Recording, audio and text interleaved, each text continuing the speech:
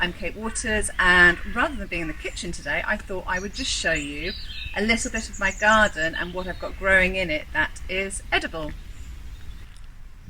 So here we have some thyme growing, which I planted like a little tiny plant about 6 months ago, and it's shot up, and it's so useful to be able to grow because it adds such a delicate flavour into dishes.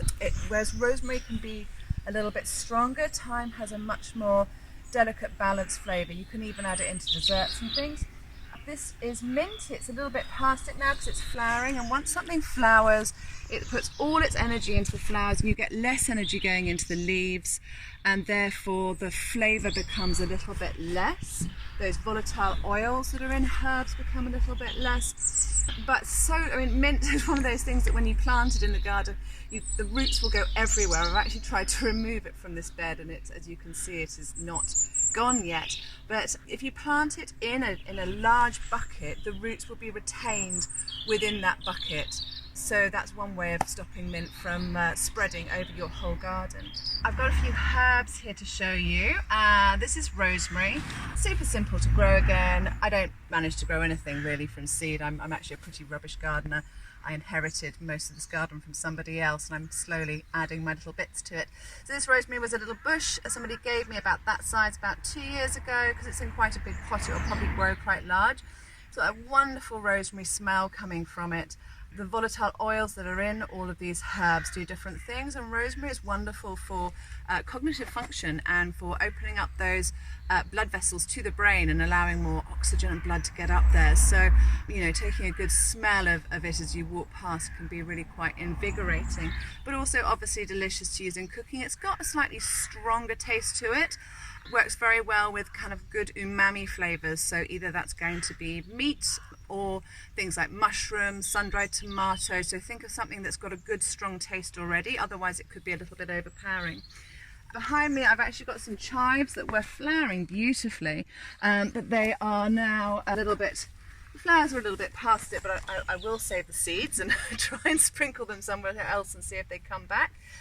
I've got a Chinese chive, a garlic Chinese chive, which is a sort of more of a flat leaf, whereas the normal chives are this sort of slightly more rounder. They have they grow like a hole in the middle, and they have that lovely sort of onion sulphury taste going on. And then over here I have some nasturtium leaves that are super bitter but delicious as well. They are a cruciferous vegetable, so a great way of actually getting your sulforaphane in. Sulforaphane is a major antioxidant in the body, and the flowers are edible and beautiful as well. And then I have a Thai basil here as well, which has got a lovely strong taste and smell to it. It's kind of got a really almost like an aniseedy, a super strong aniseedy basil smell to it. Really great for like Vietnamese salads or a pho or a soup of some sort or something like that. This is my veg patch. We created a little raised bed area last year. And last year we actually did much better. We had loads of beans and spinach and all sorts of wonderful things. I've not done quite so well. But normally there's lots of these sticks going up with beans trailing round and up them and giving us a nice supply of beans over the summer. We have a massive strawberry patch that I have to train back in a little bit, but that's given us lots of strawberries earlier on in the summer. There is a blackberry bush that somebody gave to us because it's called a Reuben, which is rather nice. It is the first time it's flowered. It was given to us last November. So it's a little bit late in the season for the blackberries to be coming. We are in blackberry season right now in England, so I'm not sure if it's actually going to give us nice fruit this year or not. We have a couple of courgette plants that have given us huge amounts of lovely courgettes this year, and it's just still giving us a few last fruits for the year and still giving us a few flowers. The flowers are edible too, so you can either stuff them or you can put them take the petals off and put them into a salad. At the back we've got a couple of pumpkins growing.